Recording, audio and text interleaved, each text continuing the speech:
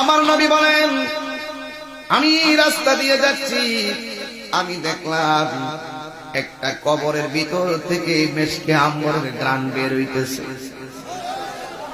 জিব্রাইলকে আমার নবী প্রশ্ন করেন, দেখেন কবরে গেলে সুখও আছে, জুতার বাড়িও আছে। কথা কন না কেন? সুখও আছে, জুতার বাড়িও আছে। সুখ এবং দুঃখের মালিক কে? সবারই জীবনে সুখ আসে, দুঃখ আসে, কেউ অতি সুখী হয়, কেউ হয় না।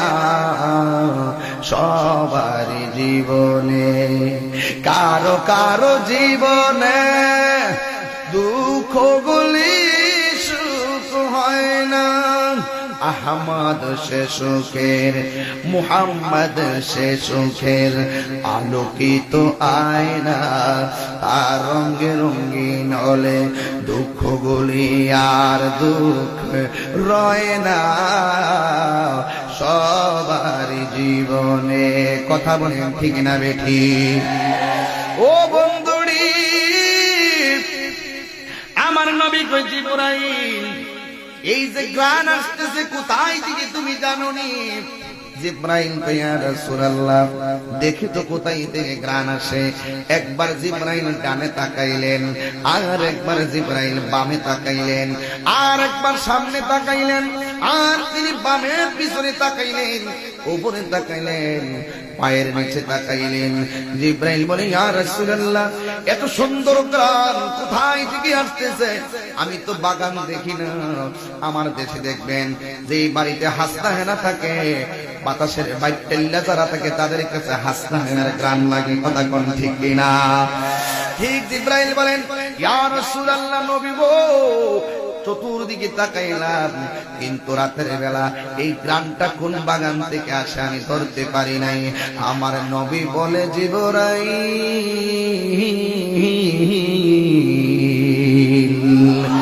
এই গ্রাম কোন বাগানের গ্রাম না, এই গ্রাম আসতেছে মাটির নিচে। একটা মা তিনটা সন্তান লইয়া এই মাটির নিচে শুয়ে রইছে, এই তাদের শরীর থেকে মেশকে আম্বরের গ্রাম লাগতেছে। আর জবান করে বলো আল্লাহু আকবার। ও বন্ধুরি, ফুল কি? ফুল যদি মাটির নিচে চাপা রাখি গ্রাম বের হবে না। আমার নবী বলেন, এই সামনে, আমার সামনে একটা কবর, এই কবরের মধ্যে একটা মহিলা আছে, তার সঙ্গে তিনটা কলিজার টুকরা সন্তান আছে। এই সন্তানের শরীর থেকে আর মায়ের শরীর থেকে মেশকে আম্বরের গ্রাদ আমার আল্লাহ আমার নাকে লাগাইয়া বুঝাইতেছেন, প্রেমিক যারা তারা কোনদিন অশান্তিতে থাকে না। কুমকুমিয়া হাবিবি কামতানাম, আশ-শামসু ওয়াল কমারু লা ইয়ানাম। উঠো উঠো হে বন্ধু, আর কত ঘুমাইবা? চন্দ্র সূর্য ঘুমায় না। তুমি যে চাঁদের চেয়েও দামি, তুমি সূর্যের চেয়েও দামি। অন্তত একটা রাত্র কি আল্লাহর মহব্বতে আজকের এই কাজিশাইল কাটাইয়া দেওয়া যায় না? এই তোমার কত ঘুমাইবা, কত দুনিয়াদারি করবা? মাহফিল তো প্রতিদিন হয় না। আমার পরে চমৎকার আলোচক আছেন, এমদাদুল হক সাহেব আছেন, চমৎকার বয়ান করেন, আপনারা শুনবেন। তবে অনুরোধ করে দিয়ে যাই, আমাদের কবরে যাওয়া লাগবে, যাওয়ার আগে আল্লাহর কাছে পানা চাওয়া লাগবে। আমার নবী বলেন, একটা জীবন্ত বকরির গায়ে থেকে চামড়া তুললে বকরির যেমন কষ্ট হয়, এর চাইতে কোটি গুণ কষ্ট হয় আজরাইল যখন বান্দার রূহটা টেনে বের করে নিয়ে যায়। কত কাকুতি মিনতি, এরপর আজরাইল মানবে না। আপনারা বলেন হুকুম কার? আমার আল্লাহর হুকুম ওভারটেক হবে না। আমার নবী বলে, জিবরাইল, ও জিবরাইল গো, তুমি জানো নি এই কবরের মধ্যে যে লাশগুলো আছে একই কবরের ভিতরে গণ কবর আছে। আমি যতটুকু আমার আব্বার কাছ থেকে শুনেছি সংগ্রামের সময় নাকি এক কবরের ভিতরে 5 জনকে দাফন করছে, এক কবরের ভিতরে নাকি 7 জন দাফন করছে। ডরে ভয়ে কথা কইরে 7-8 জনকে কবর দিছে। কিন্তু এমন গণ কবর, একটা কবরের ভিতরে 3টা সন্তান আর মা। এখন প্রশ্ন করা হলো, ইয়া রাসূলুল্লাহ, এরা কোন মহিলা, কোন কারণে এদের কবরের সুখের সন্ধান পাইল? আমার নবীজি জানে কি জানে না? আমার নবী ডাক দিয়ে তো জিবরাইল, অন্য কোনো কারণে না, এরা আমার আল্লাহকে এবং নবীকে অন্ধভাবে বিশ্বাস করত আর সদা সর্বদা হক কথা বলতো, সত্য কথা বলতো। যে সত্য কথা বলে মনে রাখবেন ওই লোকটা আন্তরিকভাবে ইবাদতওয়ালা হয়, মহব্বতওয়ালা হয়, আল্লাহওয়ালা হয়। কথা বলেন না ঠিক কিনা? কেননা কেন আল কিযবু ইউম্মুয যুনুব, মিথ্যা হলো সকল পাপের মূল। একটা গুণ পোকা যেমন করে কাঠগোলারে খাইতে খাইতে ভালো কাঠটারে নষ্ট করে দেয়, মিথ্যার দ্বারা নেক আমলগুলোকে এমন ভাবে বরবাদ করে দেয়। এই জন্য সিদকি ইউনজি ওয়াল কিযবু ইহলিক, সত্য মুক্তি দেয়, মিথ্যা ধ্বংস করে। এবার জিবরাইলকে আমার নবী ডাক দিয়া বলে, জিবরাইল, এরা কেমনে কবরে সুখের সন্ধান পাইছে জানোনি? কয় কি সন্ধান গো নবী? ওই এই মহিলাটার 3টা সন্তান ছিল, তার মাথার চুলগুলা ছিল কুকুরানো কুকুরানো।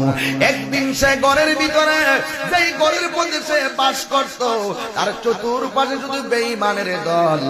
ওরা আল্লাহকে আল্লাহ বলে মানত না, কিন্তু শত মানুষের ভিতরে এই মহিলাটা ছিল ইমানদার। জোরে কন্যা মারহাবা।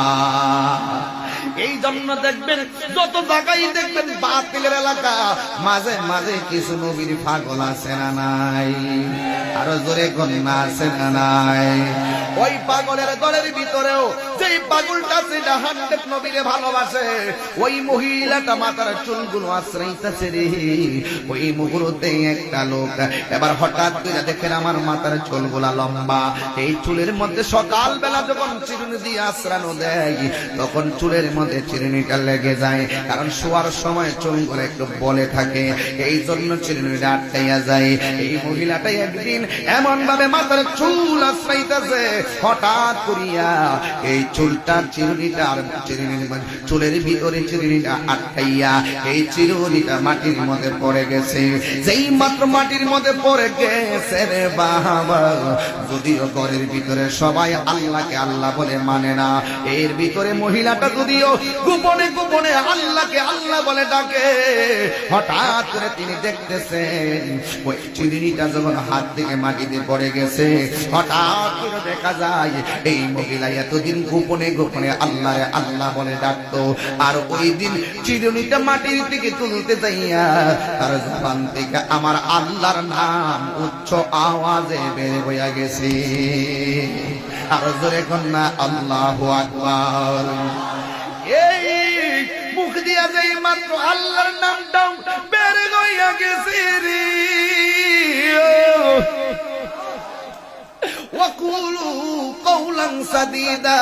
ওই মহিলারা প্রশ্ন করছে, মহিলা তুমি আমার বাড়িতে থাকো, তুমি কেন আল্লাহর নাম, তুমি কি নাম নিছো? মহিলাটা আর গোপন করে নাই, মহিলাটা ডাক দিয়া কয়, এতদিন গোপনে গোপনে আল্লাহর জিকির করছি, এখন যে কিছু বাহির হইয়া গেছে, আমি এই নামটা আর গোপন রাখতাম না, কারণ কোনদিন সত্যবাদী দ্বারা ওরা কোনদিন মিথ্যা বলতে পারে না। কথা বলেন ঠিক কিনা? এবার মহিলা ডাক দিয়া বলে, গো তোমরা আমার জিজ্ঞাসা করছো আমি কার নাম লইছি? ওই মহিলা তো ভালো করে জানে আমার আল্লাহ বলছে সদা সত্য কথা বলো। ওই মহিলা বলে, শোনো গো, আমি যার নাম নিছি, আমি এমন একজনের নাম নিয়েছি যিনি আমার হায়াতের মালিক, যিনি আমার মওতের মালিক। কথা বলেন ঠিক কিনা? এবার তুমি কি জানো না এই বাড়ির মধ্যে আল্লাহর নাম নেওয়া নিষেধ? নাউজুবিল্লাহ। এই যে নিউজিল্যান্ডের ঘটনা ঘটছে, কারা করছে? এই খ্রিস্টানের দলিত করছে। কোরআনে আল্লাহ রাব্বুল আলামিন বলছেন মুসলমানদের প্রকাশ্য ও অপ্রকাশ্য শত্রু হলো ইহুদি এবং খ্রিস্টান। ঠিক কিনা বলেন? আজকে মুসলমান এখন বাংলাদেশে যা হচ্ছে এটা ইহুদি খ্রিস্টানদের চক্রান্ত। টাকা খাইয়া তাদের মতবাদ বিভিন্ন ভাবে প্রচার করছে, ইউটিউবে ছেড়ে ছেড়ে তাদেরকে প্রমাণ করছে। দেখেন আমরা যদি মুসলমান আপনাদের কথাগুলো বলতেছি, বড় বড় ডলার, বড় বড় টাকা পয়সার অফার পেয়ে তারা ইমানকে বিক্রি করছে। এই বাংলাদেশের ভিতরেও অনেক নাস্তিকরা রয়েছেন, মুসলমানের ঘরে জন্মগ্রহণ করার পরেও, মুসলমানদের ঘরে জন্মগ্রহণ করার পরেও ওরা সরাসরি আল্লাহর বিরুদ্ধে রাসূলকে ইচ্ছা করে গালি দিয়ে দিয়ে কথা বলে ইহুদিদেরকে খুশি করতেছে। কথা ঠিক কিনা বলেন?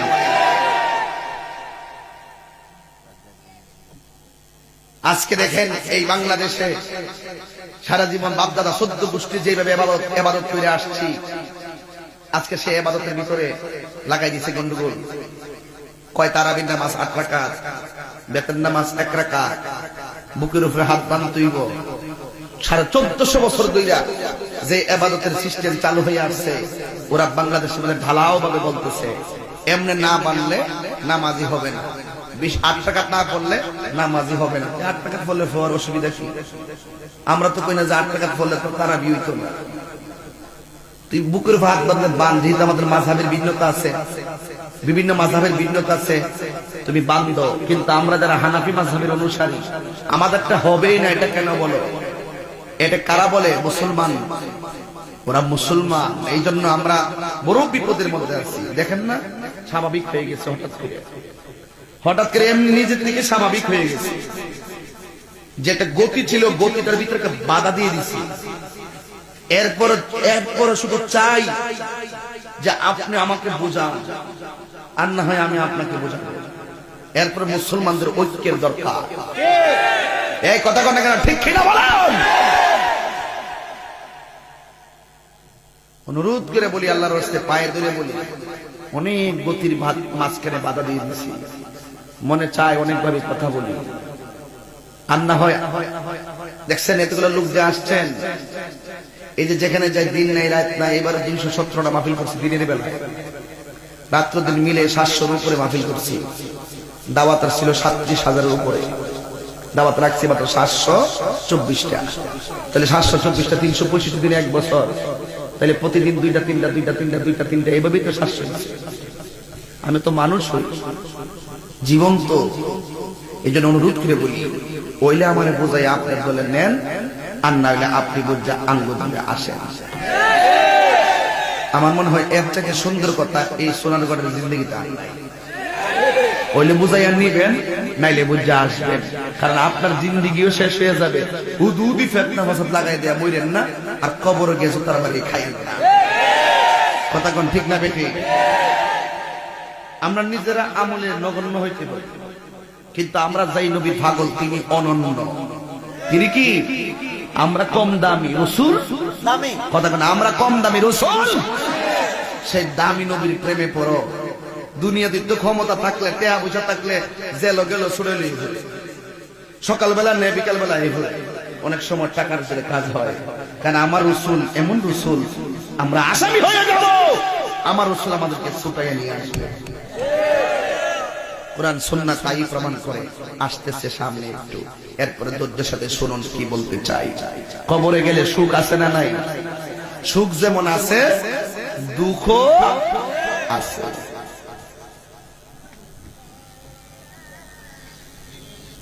গভীর মনোযোগ। ওই মহিলার জবানের ভিতরে দিয়া গো আল্লাহর নাম বেরিয়ে গেছে। এবার ডাক দিয়ে কই, তুমি কি জানো না এই বাড়ির মালিকের এমন মালিক, যেই মালিকে তোমারে যদি শুনে তুমি আল্লাহর নাম নিয়েছো, তোমাকে দুনিয়া থেকে বিদায় করে দিবে। ওই মহিলা ডাক দিয়া বলে, তোমরা জানো না আমার জীবন যদি সইরা যায়, আমার জবান থেকে আমি আল্লাহর নাম ছাড়তে পারবো না। জোরে বলেন না আল্লাহু আকবার। এবার ওই মহিলা ঘরের ভিতরে চোখের পানি ফালাইয়া কান্দে।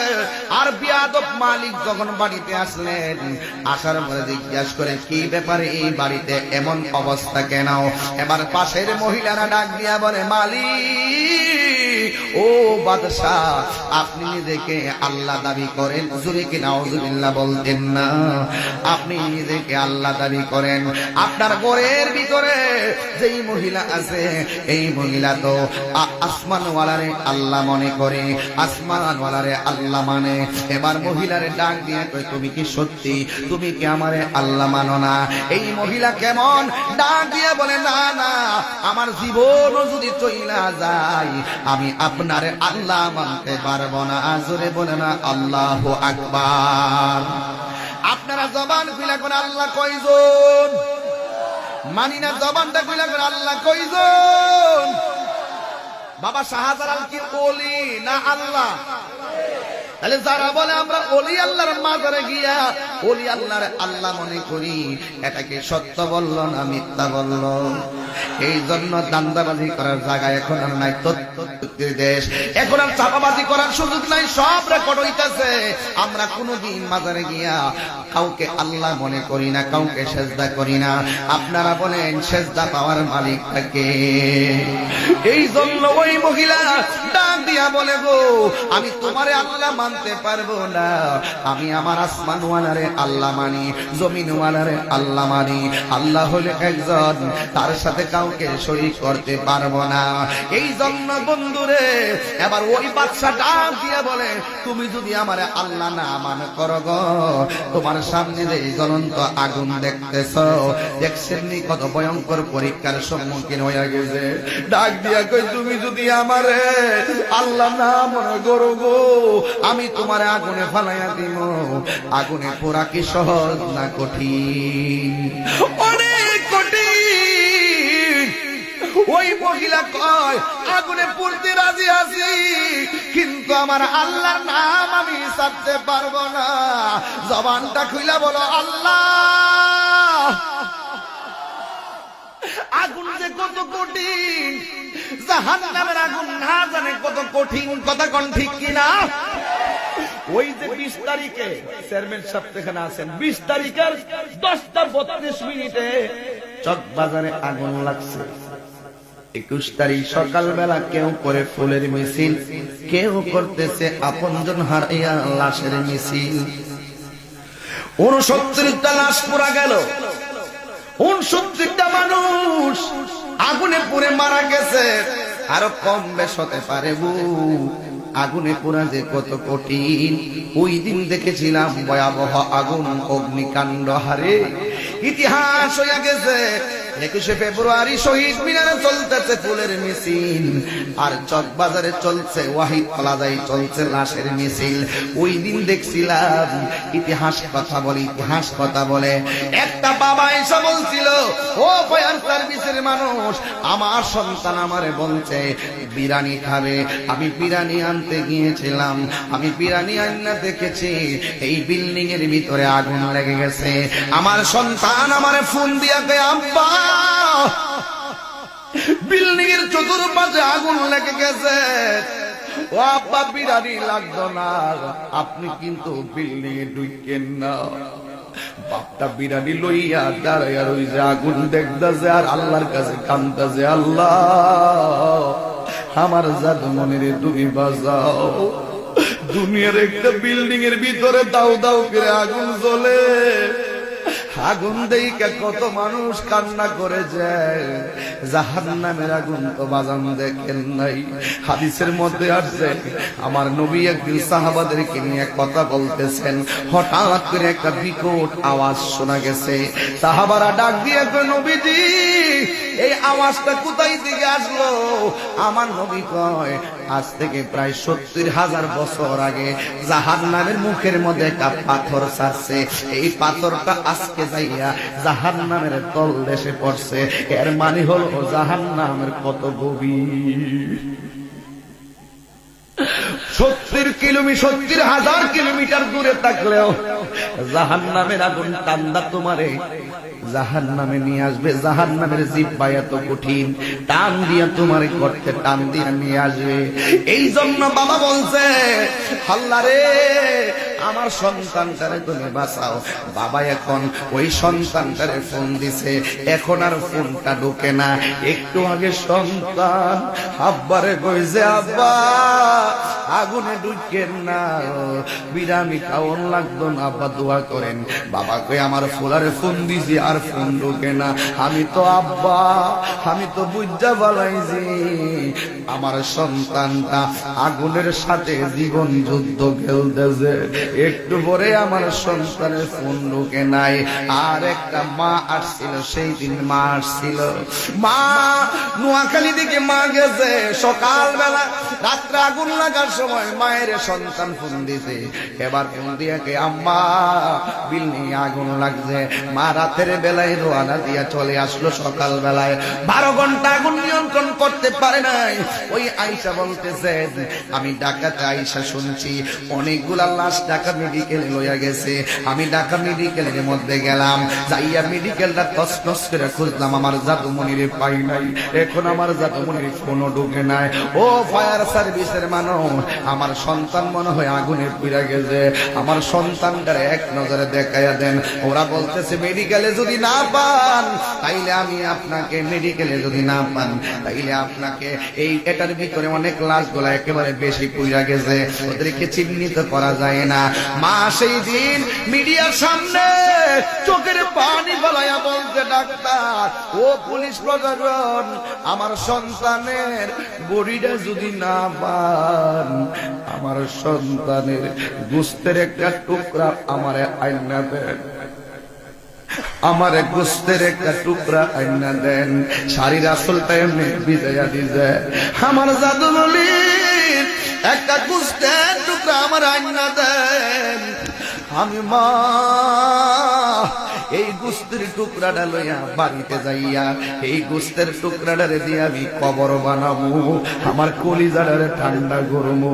এই জন্য আগুনে পড়ছে, তারা বুঝে কত কঠিন যন্ত্রণা করছে রে। ওই দিন একটা ছেলে ছিল বিল্ডিং এর গোড়ার ভিতরে, একটা যুবক বলছে, ভাই চলেন। যুবকটা সেদিন বলছে, উপরে আমার স্ত্রী আছে, আমার স্ত্রীকে আনার জন্য আমি উপরে যাবো। এবার যুবক ছেলেটা বাহিরে কান্না কান্না বলতেছে, আমি ওনার টান দিছি, উনি আসে নাই, কিন্তু উনি বলছে ওনার স্ত্রী আছে। স্ত্রীর আনার জন্য আবার যখন 3 তলায় গেছে, স্ত্রী ডাক দিয়ে কয়, স্বামী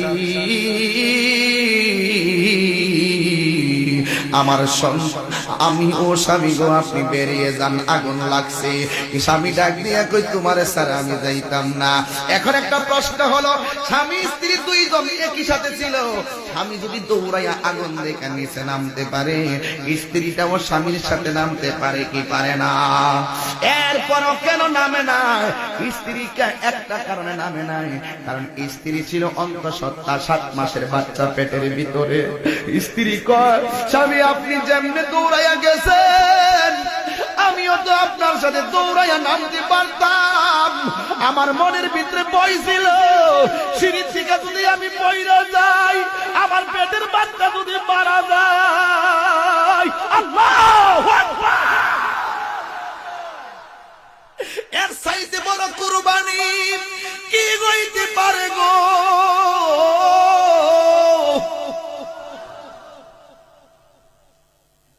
স্ত্রীটা আস্তে আস্তে বের হয়ে যাইয়া ঘরে চতুর্পাশে আগুন। স্ত্রী ডাক দিয়া কই, স্বামী আপনি চলে যান। স্বামী ডাক দিয়া বলেন, আমি তোমার সাথে যাইতাম না। স্বামী গেটের মধ্যে ইচ্ছে করলে বাড়িতে পারতো, দৌড়াই আবার উঠে গেছে, কই তোমার সাথে আমি যাইতাম না। স্ত্রী করে পেটের সন্তানের চিন্তা, স্বামী করে সন্তান স্ত্রীর চিন্তা। ও আমার কাজী সাহেবের মা গো, তোমার স্বামী শুধুমাত্র তোমাকে ভালোবাসে না, প্রয়োজনে তোমার স্বামী মাথার গাম পায়ে ফালাইয়া তোমার রোজগার করে খাওয়ায়। ও কাজী সাহেবের মা, ও চুনানো কাটার মা, তোমার স্বামী শুধু তোমাকে ভোগ করার জন্য বিয়ে করে নাই, তোমার স্বামী প্রয়োজনে তোমার জন্য বিদেশে বছরের বছর পর কাটাইয়া দেয়, ঘাম ঝরানো পরিশ্রম কইরা তোমারে মাসে মাসে বেতন বাড়াইয়া দেয়, কোন রকম ভাবে খরচের টাকা রাইকা 20,000 30,000 পাঠাইছে, তুমি আবার ফোন দিছো টাকা নাই, স্বামী হিসাব নেই নাই আগের টাকা কি করছো, শুধুমাত্র তুমি কষ্ট পাইবা এই জন্য দিনের বেলা কাজ কইরা ঘরের ভিতরে যাইয়া নিজের রান্না নিজে কইরা খায়, রাতের বেলা ঘুমাইতে ঘুমাইতে আবার সকাল হয়ে যায়, আবার দায়িত্বের মধ্যে চলে যায়। স্বামী শুধুমাত্র শুধু তোমাকে বিয়াই করে না, স্বামীরা প্রয়োজনে তোমাদের জন্য জীবনটা দিতে পারে। আর বাস্তব প্রমাণ হলো চক বাজারের অগ্নিকাণ্ড, কথা বলেন না ঠিক কিনা? এই জন্য মা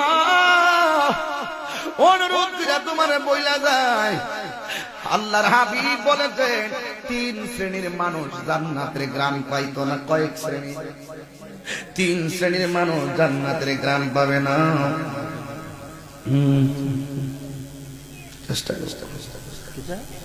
চেষ্টা করতে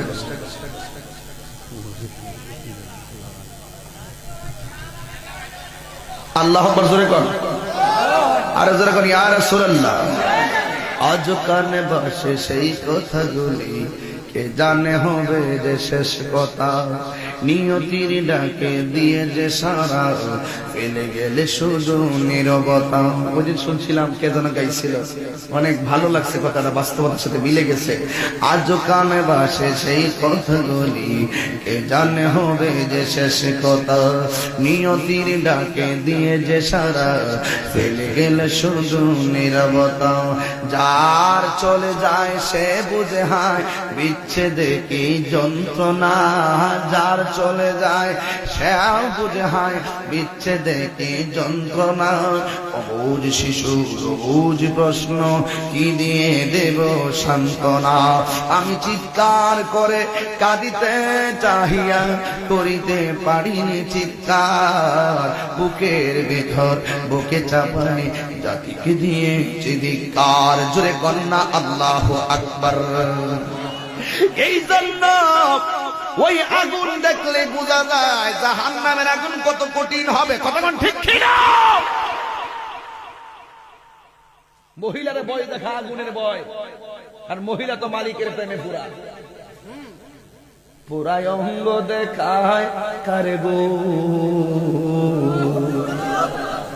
ও দয়াল যার পুরা দেখে না,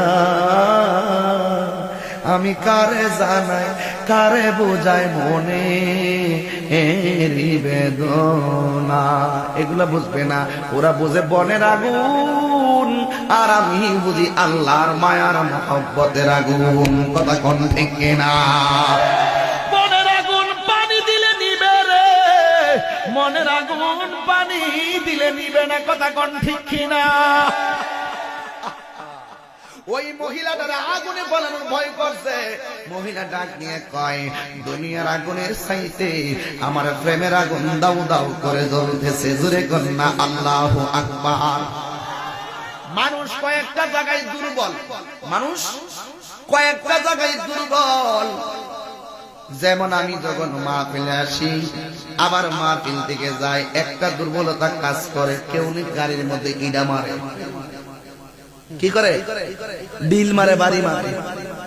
20 বার গাড়ি ভাঙছে, ভয় আছে, 20 বার গাড়ি ভাঙছে, এরপরেও কোনো মামলা নাই, কোনো ধরনের অভিযোগ নাই, কারণ ইমানদার হয়ে চলতে গেলে হামকি দুমকি আসবেই, কথা বলেন না ঠিক কিনা?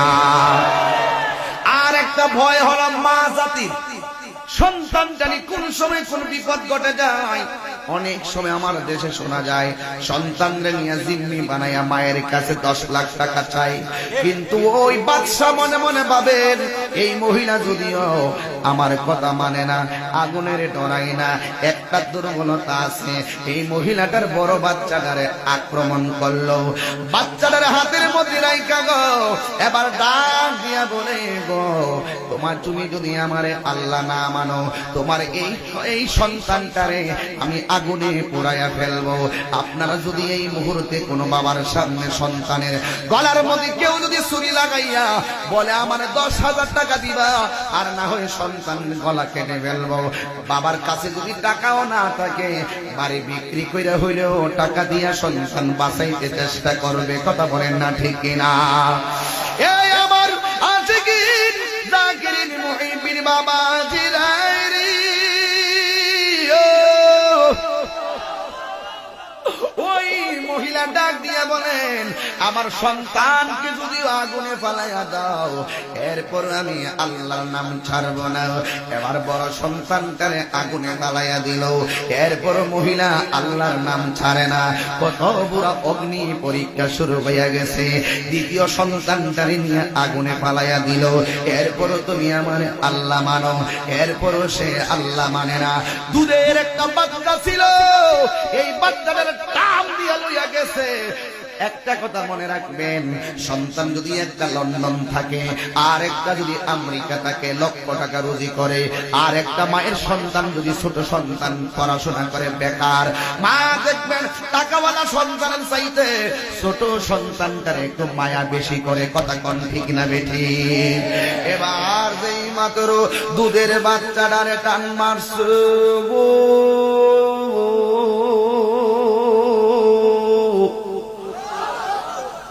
ওই মহিলা চোখের পানি পালায়া দিলেন, ডাক দিয়া বলে আমার এই দুধের বাচ্চা তো আল্লাহ বুঝে না, আমার সন্তানটা তো ভগবানও বুঝে না, এই সন্তানটারে তুমি কেন আগুনে পোড়াইবা? তাইলে তুমি আমারে আল্লাহ মানো। কয় না না, আমি তোমারে আল্লাহ মানতে পারবো না। এই ছোট সন্তানটারে পায়ের মধ্যে ধইরা আগুনের ভিতরে মাথাটা ঢুকাইছে, এরপরে কই তুমি আমারে আল্লাহ মানো। এবার ওই মহিলাটা চোখের পানি ফালাইয়া কান্দে। ওই বাদশা মনে করছে এবার বুঝি তারে আল্লাহ মানবো। এবার ডাক দিয়া কয় তুমি আমারে আল্লাহ মানো। কয় না না না, আমি তোমারে আল্লাহ মানতে পারতাম না। কয় তাইলে তুই ছেলেটারে আগুনের মধ্যে ফালাইয়া দেয়। ওই আগুনের ভিতরে ফালাইয়া দিল। এই আগুনের ভিতরে যখন ফালাইয়া দিছে গো, এই মহিলাটা তখন শুনতেছেন ওই আগুনের ভিতরে যদিও ছোট সন্তান গেছে, বড় দুইটা সন্তান তো আগুনে পুইরা পুইরা গেছে, মারা গেছে। এই ছোট সন্তানটা আগুনের ভিতরে গেছে, কিন্তু বয়স মাত্র 11 মাস। কিন্তু এই সন্তানটা আম্মা ডাক ফুটে নাই, এই সন্তানটা মা ডাক ফুটে নাই, এই সন্তানটা আল্লাহ ডাক ফুটে নাই, এই সন্তানটার কোনো আওয়াজ ফুটে নাই। কিন্তু আগুনের মধ্যে যখন পালাইছে, আগুনের ভিতরে যাইয়া এই সন্তানটা তার মাকে একটা মহব্বত ডাক মাইরা দিছে। ডাক দিয়া বলে আম্মা,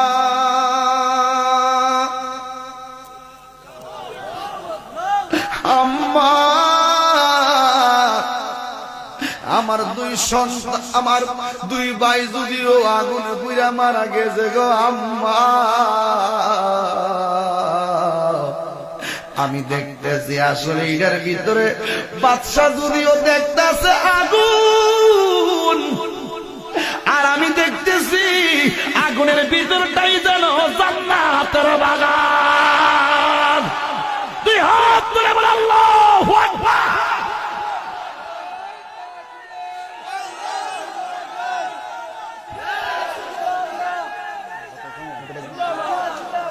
আল্লাহু আকবার বলে।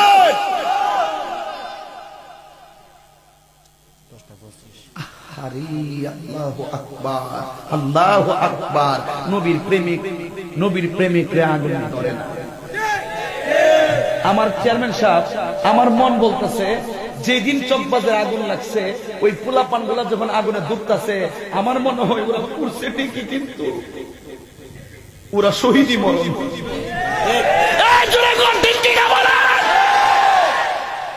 শরীরে একটু আগুন লাগলে কত যে খারাপ লাগে। সেদিন আমি রাত্রিবেলা ঘুমাইতে পারি নাই, সারাটা রাত শুধুমাত্র আগুন, সারাটা রাত শুধু আগুন। জাহান্নামের আগুন থেকে বাঁচা লাগবে, সেদিন আমি দেখেছিলাম কোরআন সত্য, নবীর কালিমা সত্য।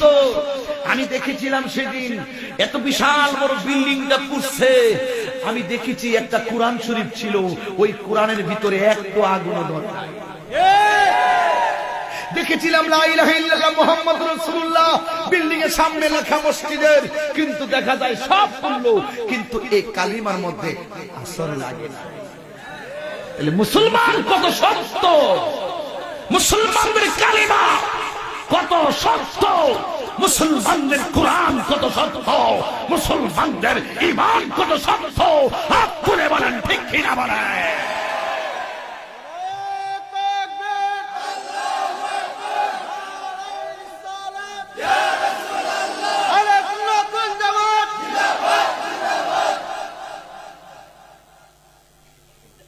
কষ্ট হচ্ছে আপনাদের? প্রমাণ কি মিলল? ইমানের দাম আছে না নাই? মহিলা ডাক দিয়ে কয় 3 ছেলে গেল দুঃখ নাই। কার প্রেমে? কথা তো কার প্রেমে? আল্লাহ। মহিলার চুলের গোছার মধ্যে বসছে বিয়াদব, দইরা কয় এখন তোমারে ভালাই দিই। মহিলা ডাক দিয়ে কয় 3 সন্তানের মায়া করি নাই, আর আমি তো এমনি পুরা, আমি তো এমনি পুরা, তুমি আর নতুন করে আমাকে পোড়াবে কি? আরো জোরে বলেন সুবহানাল্লাহ। মহিলাটা ডাক দিয়ে আমি জানি তুমি আমাকে পোড়াবে, তুমি দয়া মায়াহীন মানুষ, যে মায়ের সামনে সন্তানকে আগুন দিয়ে পোড়াও। গতকাল একটা জিনিস, আমি শেষ সাইতে বাড়িতে যাইতো, এক বাজারের ভিতরে দেখতাম, বাজারের নাম